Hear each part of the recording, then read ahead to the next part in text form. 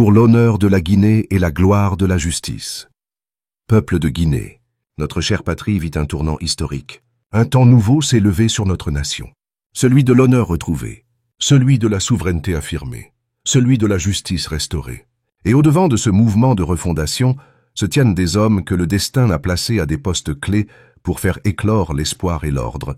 Le général de corps d'armée Mamadi Doumbouya, président de la République, incarnation du courage, de l'autorité juste et du renouveau national. Le ministre Alphonse Charles Wright, serviteur de la justice, inflexible devant l'injustice, fidèle à sa conscience et engagé pour l'état de droit.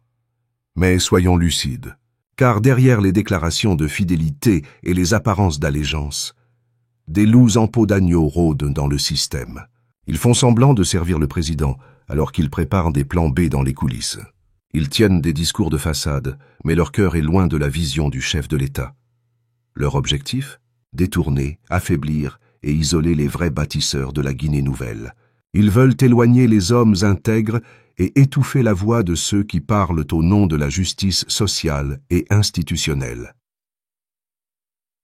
Ce sont les architectes de la confusion, les fauteurs de sabotage silencieux, les stratèges de l'hypocrisie politique. Ils ne supportent pas de voir le peuple acclamer les hommes droits.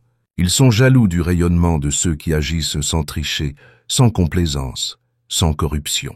Ils craignent les voix fortes qui refusent de pactiser avec l'ancienne mentalité du pillage et de l'impunité. Mais le peuple guinéen n'est plus dupe. Il a appris à discerner.